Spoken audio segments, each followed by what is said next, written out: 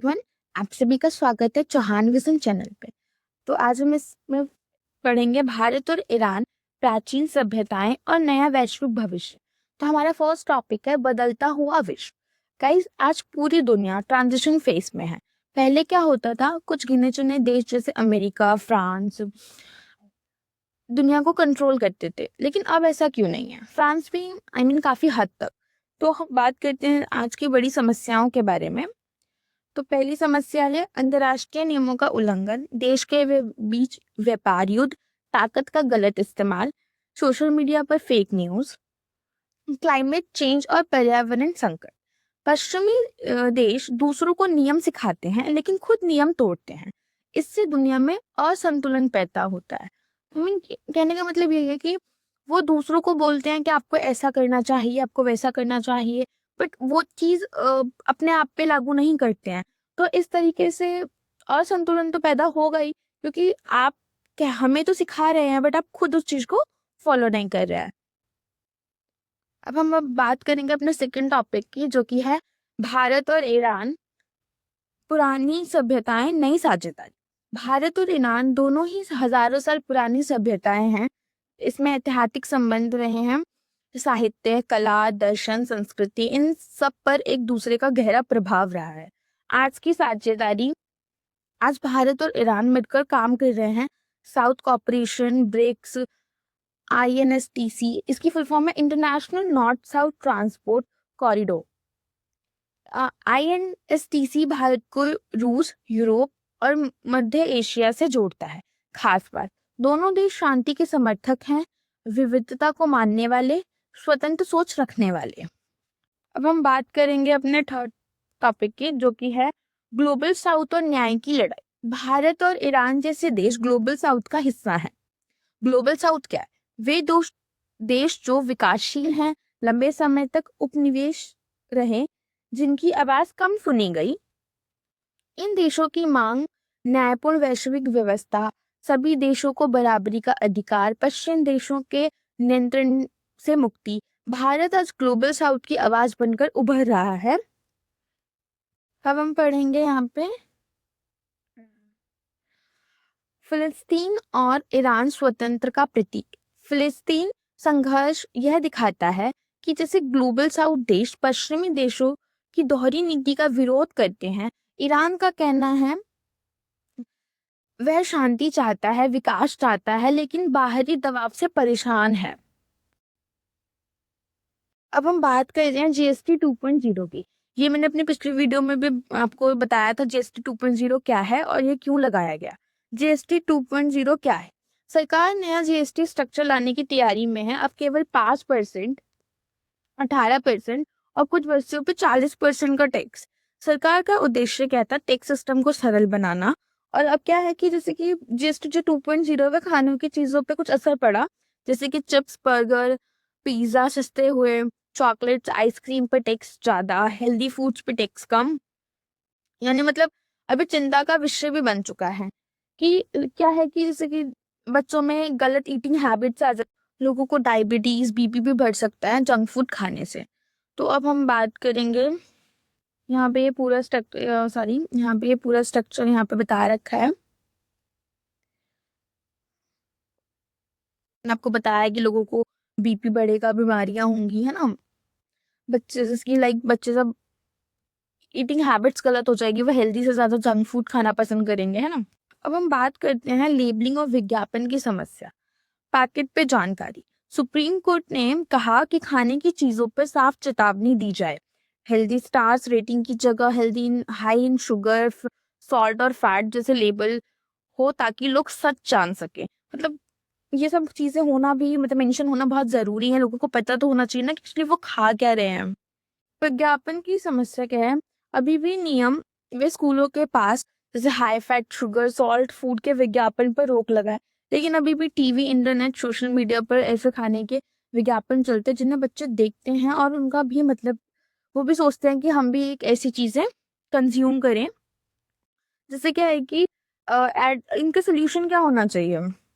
यहाँ पे सब चीजें मेंशन है कि मतलब क्या होना चाहिए, स्कूल के बाहर नियंत्रण भी होना चाहिए, एड्स पे रोक होनी चाहिए, ये सब चीज़ें यहाँ पे बता रखी हैं कि मैंने जो बोला सिर्फ वही बताया है यहाँ पे। खास करके जो बच्चे हैं उनको प्रभाव, वो ज़्यादा बच्चे से बच्चे होते हैं, वो विज्ञापन देखेंगे या एडवर्टाइजमेंट देखेंगे तो वो यही सोचेंगे कि हमें भी वो चीज़ खानी है, हमें भी वो चीज़ चाहिए। तो उन सब चीज़ों पे रोक होनी चाहिए क्योंकि उनके अंदर एक गलत हैबिट्स आ रही है खाने को लेके।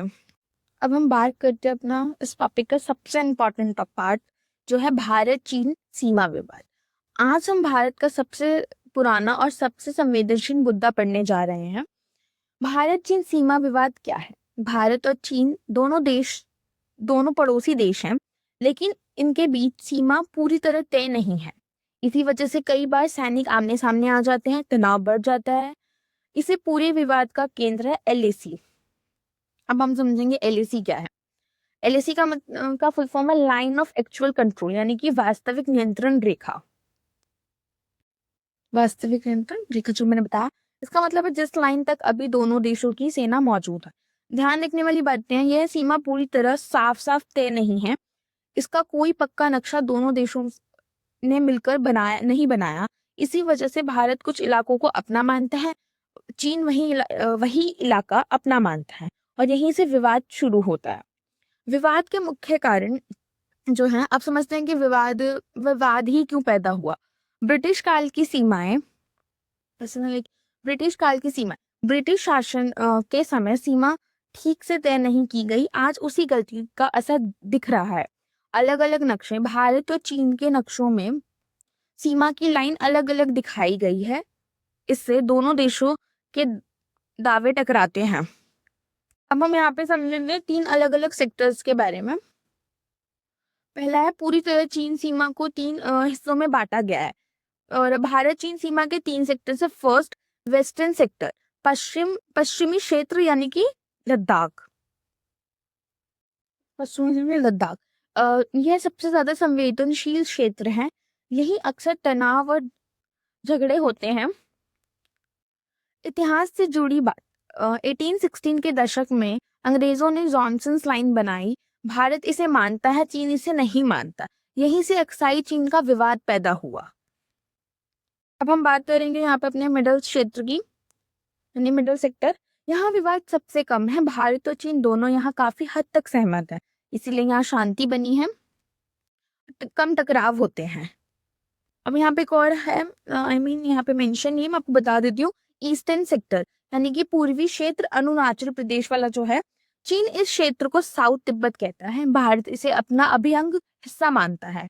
यहाँ भी सीमा पूरी तरह तय नहीं है, इसीलिए विवाद बना हुआ है। आमने सामने की नौबत क्यों आती है? अब सवाल आता है, सैनिक आमने सामने क्यों आ जाते हैं? क्योंकि एलएसी साफ नहीं है। दोनों सेनाएं अपने अपने दावे वाले इलाके में पेट्रोलिंग करती है, खासकर लद्दाख, अरुणाचल प्रदेश और उत्तराखंड, हिमाचल, सिक्किम। भारत चीन के बीच हुए समझौते, विवाद रोकने के लिए उन लोगों ने कुछ समझौते किए। तो पहला समझौता है यहाँ पे 1993 में हुआ, सीमा शांति और स्थिरता समझौता, यानी कि BPTA। प्रधानमंत्री PV नरसिंह राव की चीन यात्रा के दौरान ये समझौता हुआ। सीमा पर शांति बनाए रखने, इसमें तय हुआ कि सीमा पर शांति बनाए रखेंगे, एलएसी पार नहीं करेंगे, गलती से आमने सामने हो भी गए तो पीछे हट जाएंगे। फिर हम बात करें अपना 1996 में वो जो हुआ, वो है सीमा समझौता हुआ यहाँ पे 1996 में भारत और चीन के बीच में। ये है BPTA समझौता। अगला कदम था इन लोगों का, जिसके फुल फॉर्म है कॉन्फिडेंस बिल्डिंग मेजर। ये जो समझौता हुआ था ना वो, तो इस समझौते में क्या था कि जो सीमा पे हथियार नहीं लाएंगे, आपसी भरोसा बनाए रखेंगे। फिर भी समस्या क्यों बनी हुई है? फिर भी यहाँ पे समस्या ही बनी हुई है। तो यहाँ पे हम पढ़ते हैं। अब आखिरी और सबसे जरूरी बात, आज भी भारत और चीन एलएसी को लेके पूरी तरह सहमत नहीं है। मतलब भारत की समझ अलग है, चीन की समझ अलग है, इसीलिए बार बार तनाव पैदा होता है, शांति पूरी तरह स्थायी नहीं हो पाई। और कुछ गलती यहाँ पे एलएसी की भी है, क्योंकि भारत इसे कुछ और समझता है, चीन इसे कुछ और समझता है। तो thank you so much guys. हमने सारा जो पोर्शन था सबको डिटेल में समझ लिया। अगर आपको ऐसी ही डिटेल वीडियो चाहिए तो हमारे चैनल को सब्सक्राइब ज़रूर करें। वीडियो पसंद आए तो लाइक और शेयर करना मत भूलिएगा। Thank you so much.